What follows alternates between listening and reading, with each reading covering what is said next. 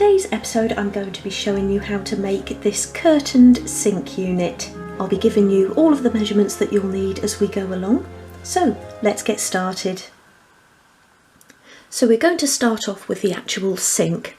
Now I haven't done a cutting list for these, so I'm just going to give you the sizes of each piece. And for the sink unit I'm using 2.5mm thick sheet wood. That's 3/32 of an inch. So for the front and back pieces, cut two pieces measuring 50mm by 22mm, and that's 2 inches by 7/8 of an inch.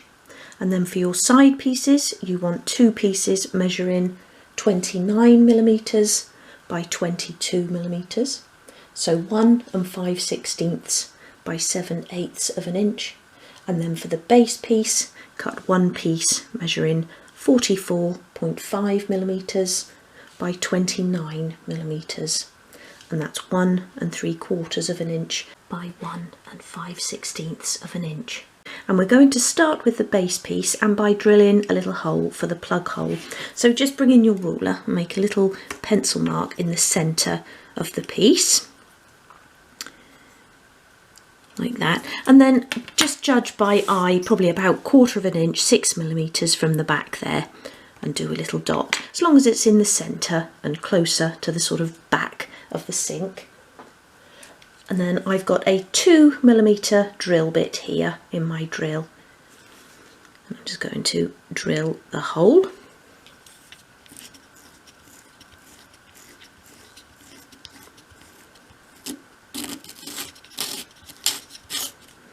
Once it starts spinning, you're through.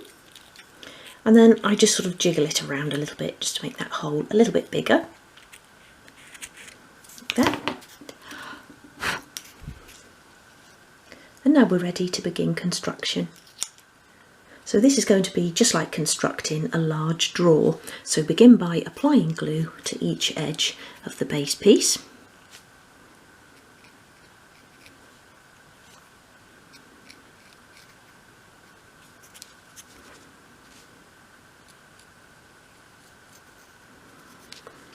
Pop that back down and attach the sides, making sure you've got a flush front and back edge.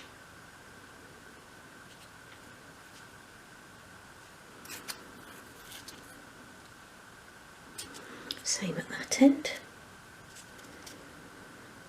Give those a good press, and then what I'm going to do is just bring in a couple of pieces of spare strip wood. I just use those to press those pieces into place. And by doing this it squares the piece up, but you also get an even pressure all the way along the joins.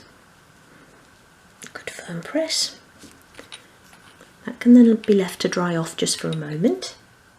Once that's dried off enough that you can pick it up without it falling apart, apply glue to the front and back edges.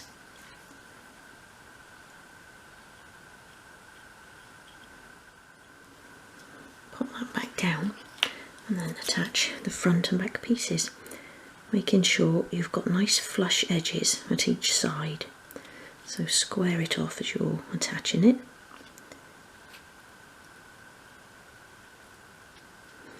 And I always take in the cutting list a sort of extra 1/2 millimetre off the base to allow for the glue.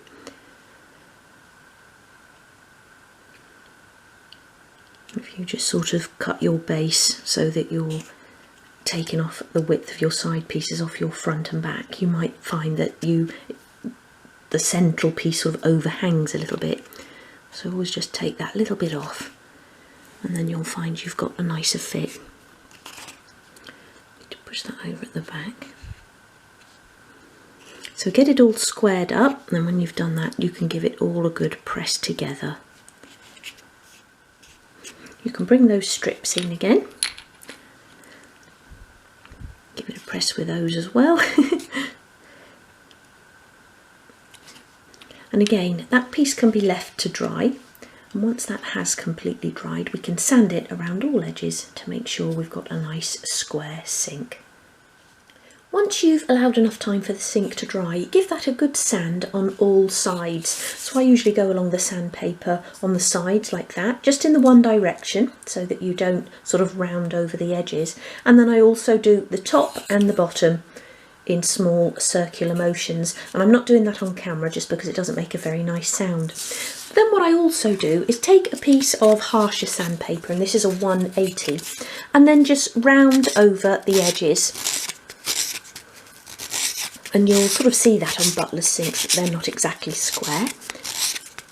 So just very gently sweeping the sandpaper from the front to the side, just to give it that nice rounded edge. Show you that there from the top. Just very gently round it off there. Do the same on the other side.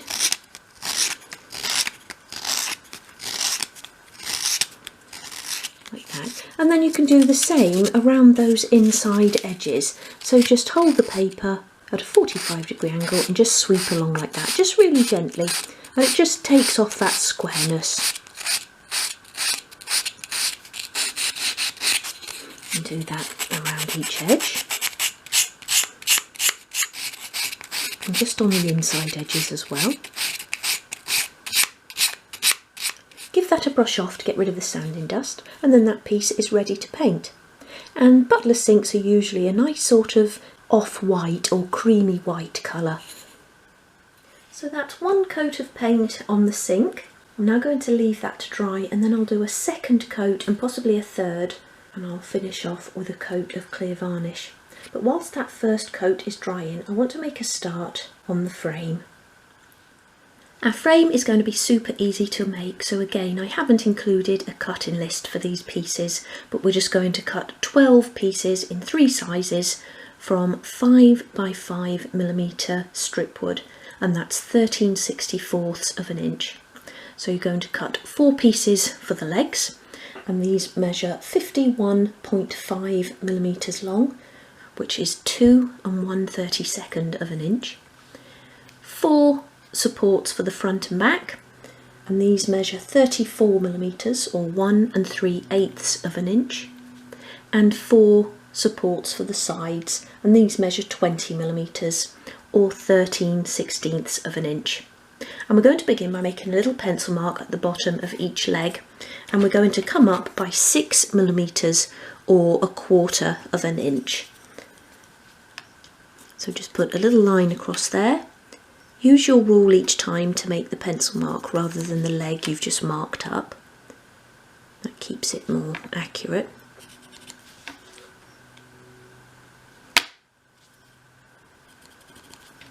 And now we're ready to begin construction. And we're going to begin by gluing 2 long supports between each set of legs. So begin by applying glue to both ends of the first support. Put that back down. That one as well. So the top support should be flush with the top of the leg. Just put that into place there. And then the lower support will sit just above that little pencil mark. Press that against the leg there, and then bring in the remaining leg and square it off. Make sure you're lining up at the bottom pencil mark there, and that you're flush along the top. Once you've got that lined up, give it a press. And I'm not going to remove any excess glue because this piece is going to be completely hidden. So just slide that along your work surface, and that can be left to dry, and then you can do the same with the remaining set. Once you've allowed those to dry off for a moment, we're going to attach the shorter supports to each corner and then level with the bottom support. So apply glue to one end of each of these.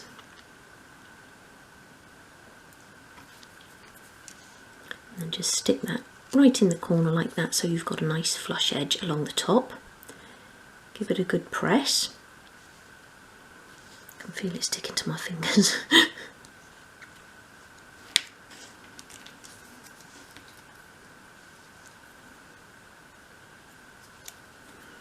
That one there.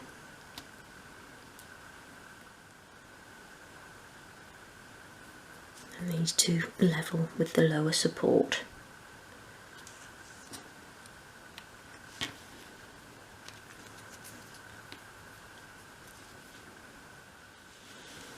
Again, that piece can be left to dry off for a moment.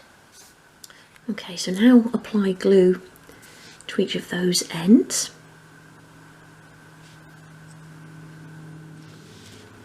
And bring in the first piece and lay it into place on there. Get it roughly in place, and then you can check that you've got a nice flush top edge.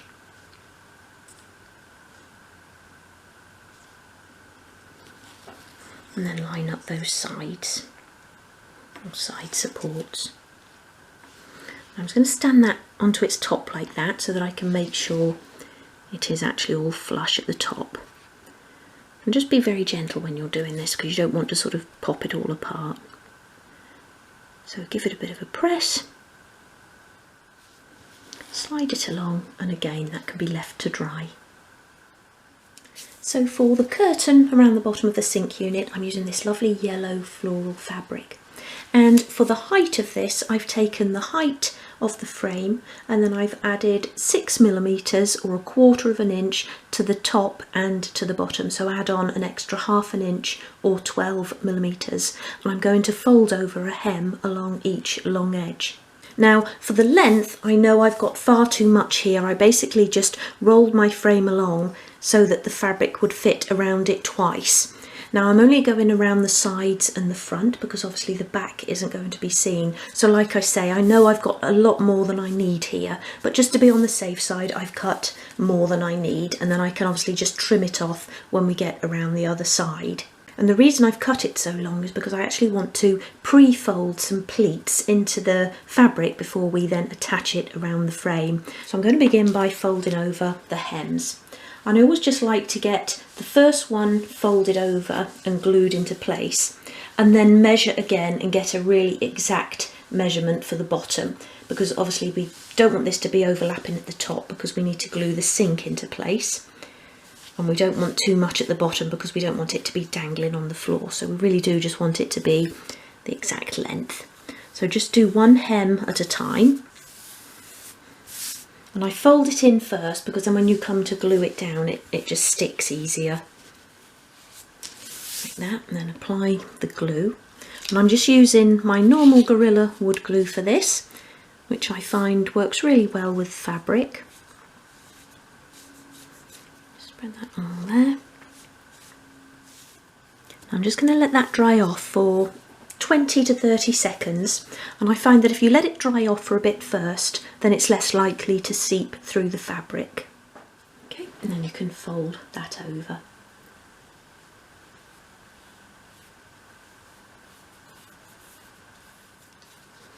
Like that, and then lay the frame into place so that the top of the fabric and the frame is level. And I actually just need to go up a bit less at the bottom now, probably by about 3mm or 1/8 of an inch. So measure it like that so that you've got an exact fit for the fabric. Again, I'll apply glue along the other long edge.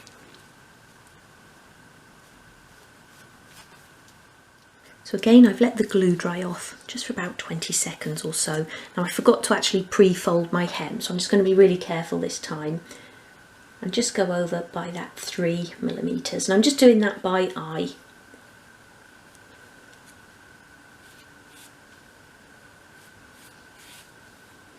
If you're not very good at measuring by eye, then you can just put a little pencil mark at each end and then pre-fold in your hem.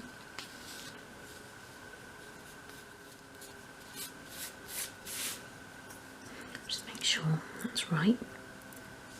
Yep, I'm happy with that fit. So I'm just going to let that dry off for a moment and then we can start adding the pleats. Okay, so this end of the fabric will be the side there. So I'm just going to do sort of one pleat in there because that's going to be hidden beside the unit that I'm going to build next. So to create the pleats, fold the fabric like that. And then we're going to put a little bit of glue in and then fold back that way. and that will become the pleat. But we're only going to sort of glue halfway down so that it looks a little bit more natural. If you glue all the way down, it looks more like a sort of fold than a natural hanging pleat. Like I say, I'm just doing the first one there like that, so I've just got one on that side, and then as we come around the front we'll do a few more in the front of the unit there, and then again we'll just do one around that remaining side. There's no point sort of doing too many at the sides because, like I say, they're not going to be seen. So fold it over, put a little bit of glue on the wrong side of the fabric there. Oops. And then press that down. You can sort of press it all the way down to get that crease in the fabric, but then just put the glue at the top there, sort of halfway down if that, and then it will sort of flare out at the bottom and look a little bit more natural. And then press that down like that, so we're just sort of sticking it halfway down, and this will just hang loose, and then we can sort of place it nicely as we glue it around, and put little bits of glue along the bottom support just to sort of make it all sit nicely.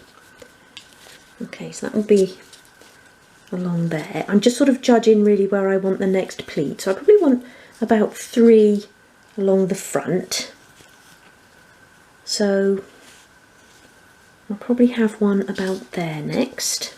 So decide where you want the pleat and then fold the fabric forwards, and then fold it back, leaving a pleat probably of about, I don't know, 3 or 4 millimeters, like that.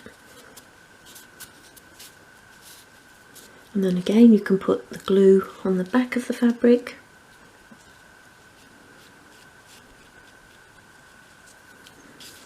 glue down,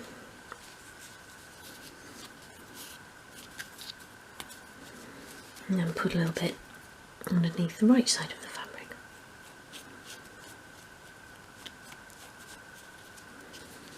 Like that. So the next pleat, that was about there, sort of centrally there, so I'm going to fold again, not too far away this time. Actually, I do want to go a little bit further, like that, and then that will be my second fold, like that. So sort of keep laying it around your frame and judging where you want your pleats to be. You might want more, you might want fewer than I'm doing, but you can just sort of judge it by actually sort of laying the fabric into place. A little bit back there again. And I can see already I've got far too much fabric here. The more pleats you want, the more fabric you will need. But even so, this is a little bit over the top.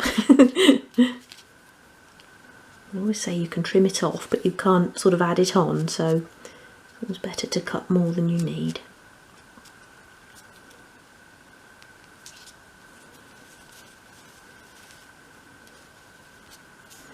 Like that. So let's have a look at that.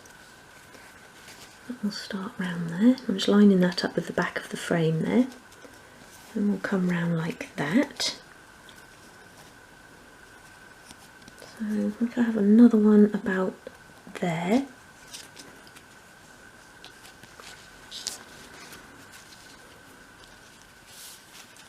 Okay, so I've done all of my pleats now. And if I just show you how that goes around there. So I've got about 3 at the front there, 3 or 4 at the front, and then I've just done another one around that remaining side. Again, because that's not really going to be seen around there. So I'm just going to let this dry off for a moment, and then we can actually glue that into place. And I wasn't left with a lot of extra fabric, but obviously more than I need there, so we'll be trimming that off. But if you did want to do more pleats, then you will need a bit extra. Okay, so I'll let that dry and then we'll glue that into place.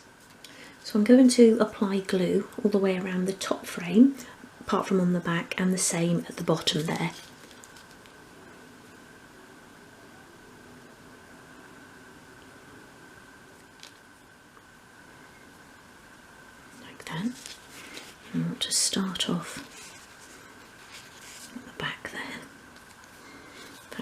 bit down that leg as well.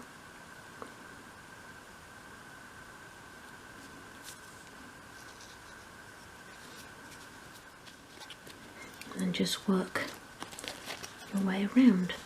Get the top sort of into place first. Get that lined up and make sure it's sort of sitting flush with the top of the frame, because that's where we're going to be gluing the actual sink. And come around there as well. So I'm just going to trim that off now, and then I'll put a bit of glue down that leg as well.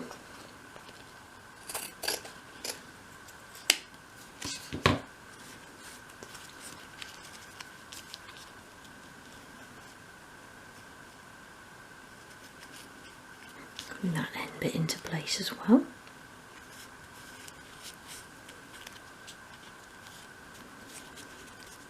Give those pleats a good press into place along the front there. And I'm putting the pressure on the back legs rather than on that back support, otherwise you might sort of break the frame. And then you can just sort of make it look nice by gluing it to that bottom frame as well. Try and sort of make it look as natural as you can. You might need to get in there and just pop a little bit more glue in. But get it sort of looking nice first. I'm just going to put some little bit more bits of glue in.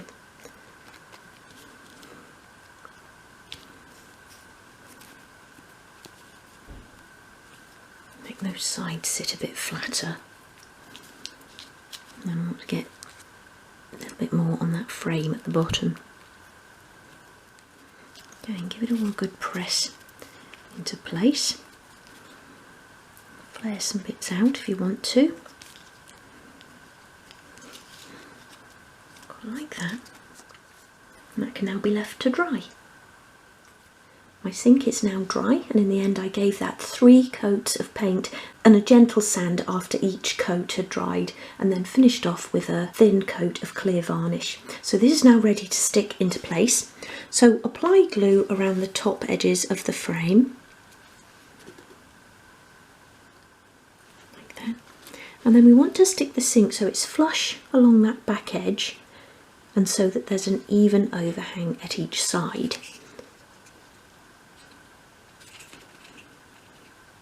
So it'll be hanging over a little bit at the front as well. So use your fingers to make sure you've got a flush edge along the back, and then you can just judge by eye that you've got the same amount each side, and it will just be 1 millimetre or so. I just pushed it forward then. So give it a press into place from the inside. Really press those frames down. Like that. And you can press on the bottom of the legs as well.